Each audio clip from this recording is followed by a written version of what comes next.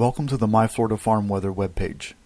My Florida Farm Weather is a Florida Department of Agriculture and Consumer Services funded program that helps Florida growers establish on-farm weather stations.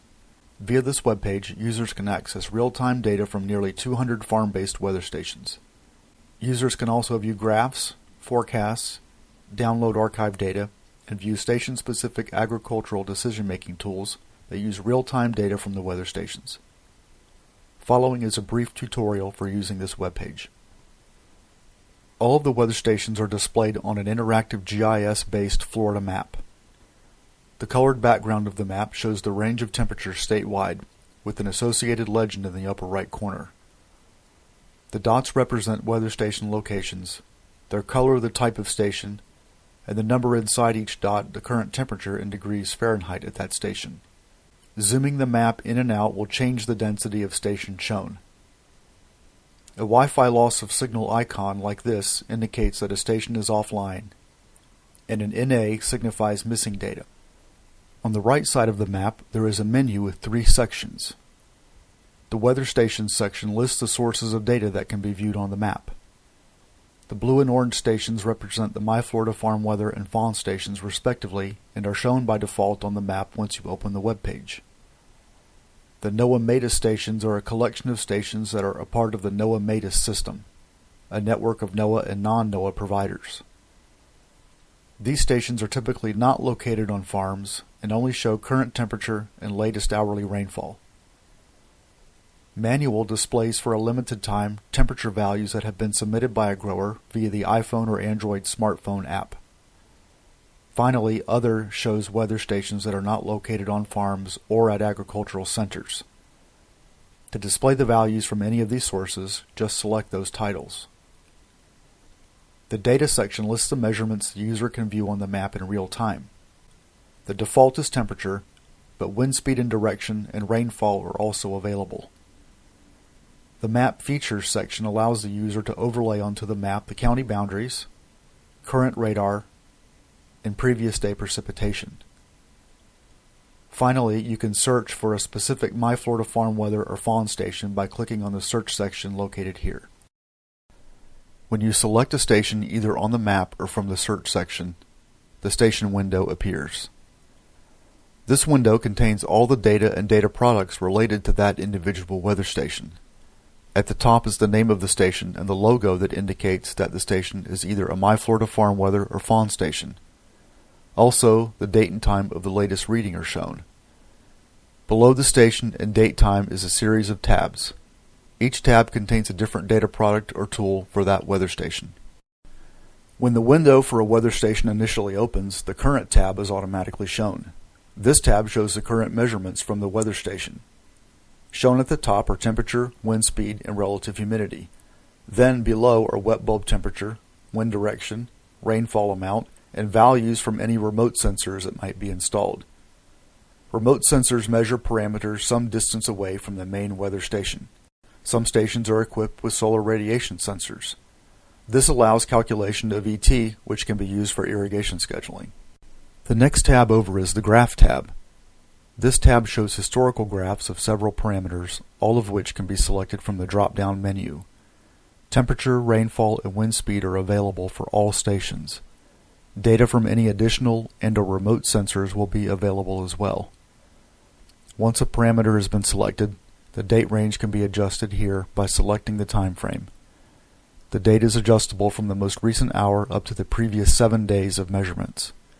When displaying rainfall, the cumulative amount for the selected date range will appear in this black box. Here, the graphs can be exported to either PDF or image formats.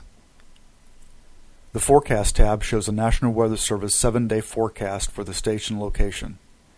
Each line of the forecast represents about 12 hours of time. Included are the forecast day, a description of the forecasted high and low temperatures, and the probability of precipitation, all for that day.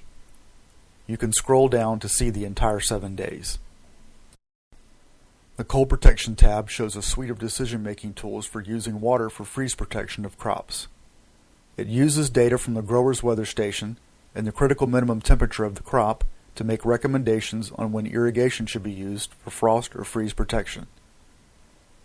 UF-IFAS estimates that using these tools can save potentially 2 hours of water per freeze event. Statewide, this can translate into millions of dollars and billions of gallons of water. This toolkit guides you from looking at the big picture forecast down to analyzing specific cold events.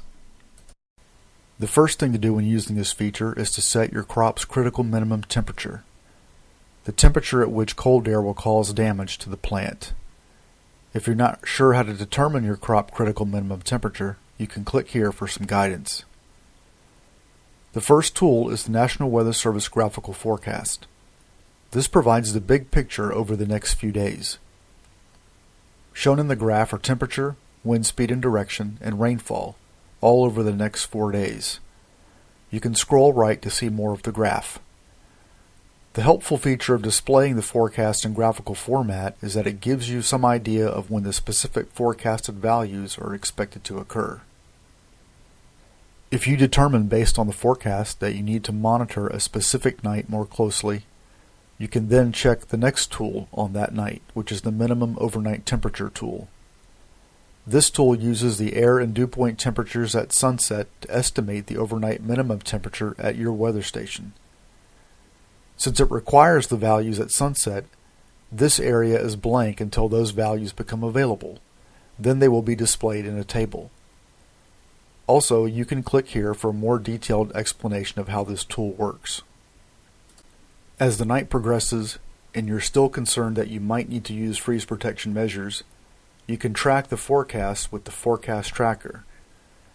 This tool plots on a graph the current temperature at your station, shown in black, and the forecasted temperature, shown in blue, and allows you to easily and simply evaluate the accuracy of the forecast as it applies to your location. Also, the graph shows your critical minimum temperature in red. The middle of the graph represents the current time. This tool is especially useful when the temperatures are forecasted to be at or near your critical temperature. For example, if the current temperature is trending below the forecasted temperature, that may be an indication that it's going to be colder than expected. Likewise, if the current temperature is trending above the forecast, that might be an indication that it's going to be generally warmer than expected. If you place your mouse over any of the dots on the graph, you can view the actual values. The table below the graph shows the actual values of the station and forecasted temperatures and the difference between the two. Also, you can click here for more details on how the tool works. The next thing to check is the irrigation risk, also known as evaporative cooling potential. This tool categorizes the likelihood that evaporative cooling will take place if you run your irrigation system, and is based on the difference between the air and wet bulb temperatures and the wind speed. If your plants are wet and the air is dry and windy, then further cooling is possible, and if the wet bulb temperature is sufficiently low, and that cooling can potentially damage the plants even more than if you did not run your system at all. You can click here for a table that shows the evaluation criteria. The final step in the cold protection process is knowing when to safely shut down a running irrigation system. The irrigation cutoff temperature uses the wet bulb temperature to determine a safe temperature at which a running irrigation system can be shut down. At that point, no further irrigation is necessary until all the ice melts off the plant surfaces. As with some of the other tools, you can click here for more details on how this tool works. The next tab is the Report Generator. The Report Generator provides access to archive data, which can be viewed on the screen or downloaded in spreadsheet format. To begin, select either a preset date range or specify a date range here. Then select the report type, which can range from all measurements to hourly, daily, or monthly averages. Then select the measurement of interest and either export to download the file or HTML table to view the data on the screen.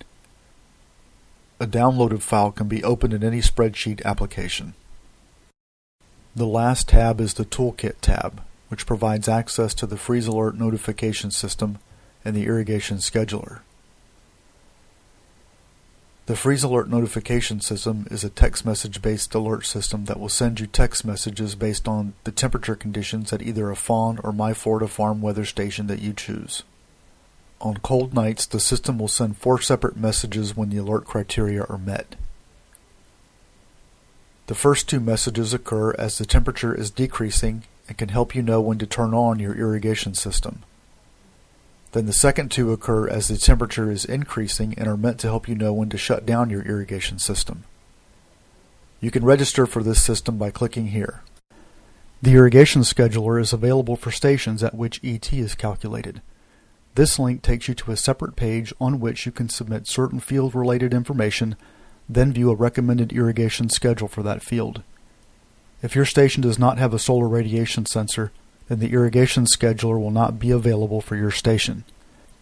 This text will state that the scheduler is not available, and a blue asterisk will indicate that solar radiation is required for these calculations. When you select this link, a new page will appear that shows the irrigation scheduler. As you can see, there are two sections in which to submit information. In the first section, you can type in the distance between rows and planting date, then select a crop from the drop-down menu. In Irrigation System, you can type in the application rate and also the system efficiency. Then select Create Schedule to view a recommended watering schedule over the next 2 weeks. Thank you for taking the time to watch this tutorial on how to use the My Florida Farm Weather System, a program funded by the Florida Department of Agriculture and Consumer Services.